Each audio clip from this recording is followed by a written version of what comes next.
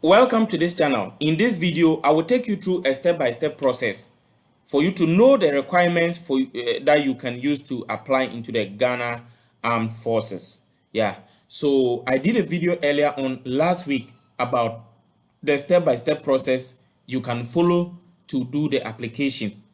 But one thing I noticed is that a lot of people are asking for some details. They are asking a lot of questions. So because they are asking a lot of questions, I've decided that let's go through the requirements together that has been put up by the Ghana Armed Forces. So for those of you that want the step-by-step process to do the application, I will leave a link in the description that you can follow it to that particular video. And I also publish an article. Whether you want to watch the video, you want to read the article, I will leave it in the description. But for now, before we even go to how to apply, let's go through the requirements because it's very important. If you don't follow the requirements, you may end up making a mistake and you will not even get shortlisted.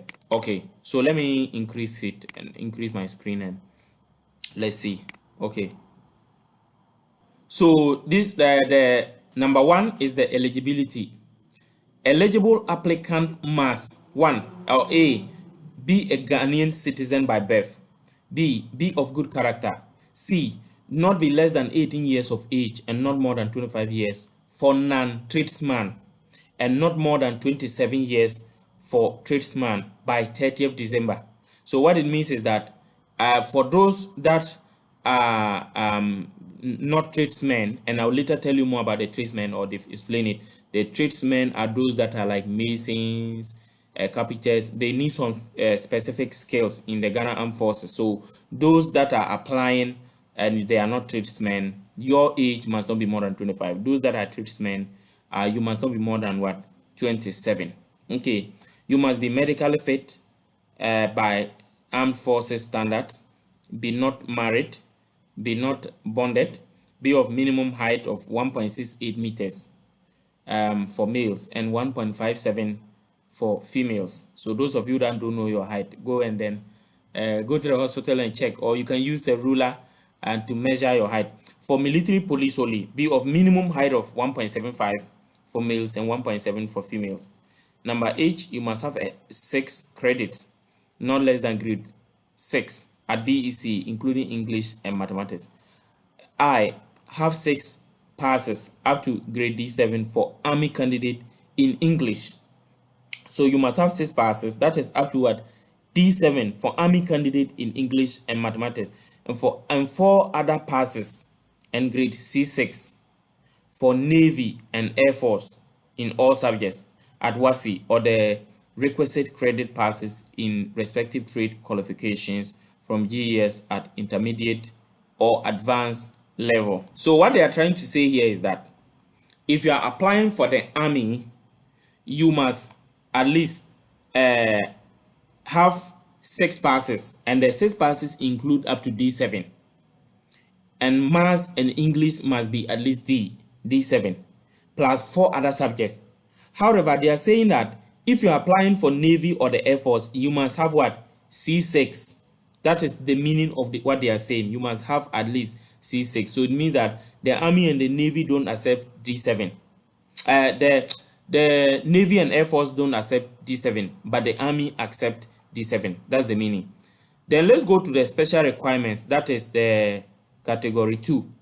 So the 2 category A, Army candidate, infantry or armor or artillery, military police. In addition to the general eligibility, applicants must have 6 passes at WASI, including English and mathematics. 2, pay corps. Okay, so this is the pay corps.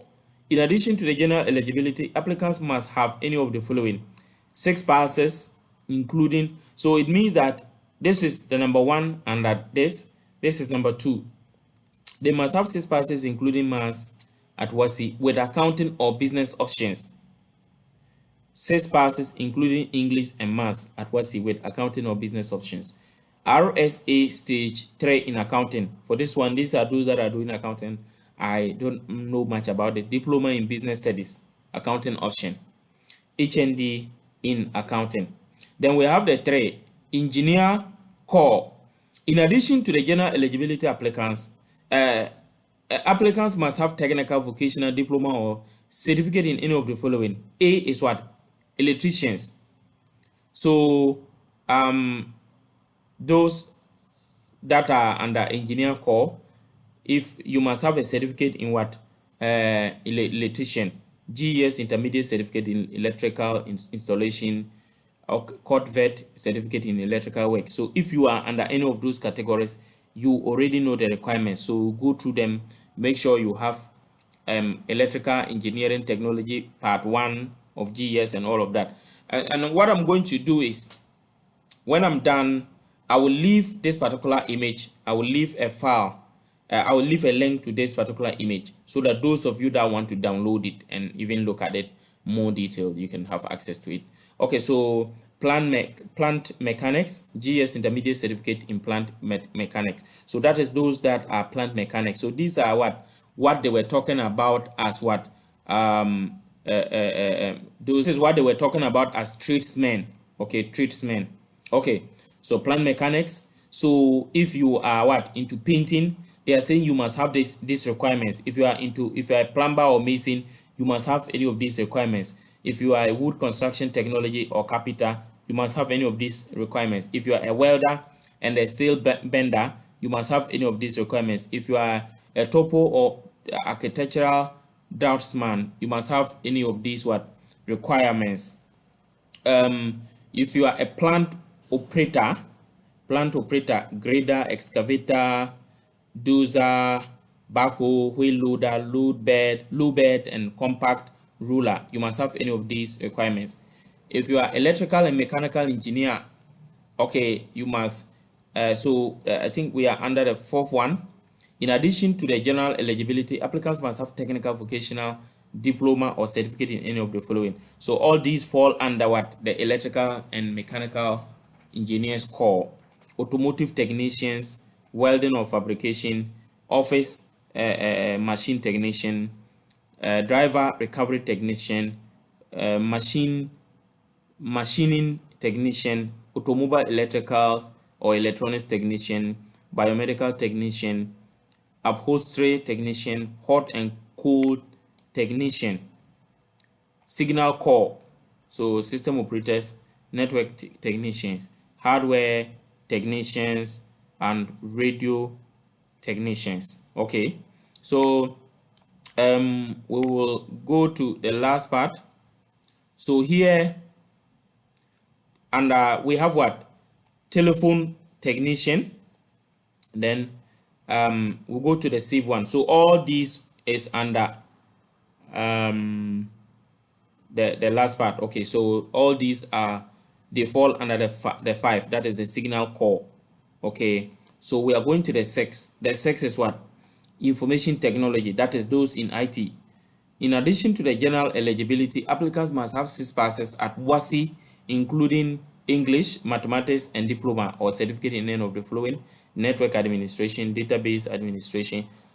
So if you are into network administration, or if you have certificate in a related area, you must have these. Database administration, you must have any of these. If you are into computer programming, you must have any of these qualifications. Web designing, you must have certification in HTML, PHP, CSS, CMS, Adobe, and Photoshop from a recognized institution. So I'm sure when they say you must have certifications in any of these, it must not be that you have all the certifications in all of them, but at least one of them. That shows that you must have a certificate in at least one of them. That will show that you understand any of these. Okay, so you have what? Supply and transport core. In addition to the general eligibility, applicants must have 6 passes at WASI, including English and mathematics, and any of the following. So for drivers, you must have these license. Supply clerks, you must have these license. Any of these. Movement, you must have. Firearm or woman, you must have this. Cooks, you must have this. Any of these. Public relations core. In addition to the general eligibility, applicants must have any of the following: information assistant, photographers, cinematographer, diploma or certificate. Ordnance corps, storeman or woman, you must have any of these. Ammunition technicians, you must have any of these. Tailor or textiles or cobblers, you must have any of these. Then we go to the clerk general duties. In addition to the general eligibility, applicants must have 6 passes in RSA stage 3, typist grade 1 and 2, stenographer grade 2, DBS, and certificate in computer software. Then the last one is the word education core. You must have any of these certificate. So that is the summary of all the qualifications. So you don't need to necessarily go through everything, but go through the headlines. If you fall under any of these, you just need to do what? Go and then read more on that section. If you are not a tradesman, in fact, the long and short of it is that most of the requirements are, most of the detailed parts are for those that are what? Tradesmen. If you are not a tradesman, you don't even need to read too much. But if you fall under the tradesman, that is why you need any of these. Yeah. So if you follow it, when you are done, you can check the resources that I just explained earlier in the description. If you need any additional help, let me know and I'll come in to help you. Thank you once again for watching. Remember to subscribe, to turn on the notification bell and like this video. See you in the next video, and bye.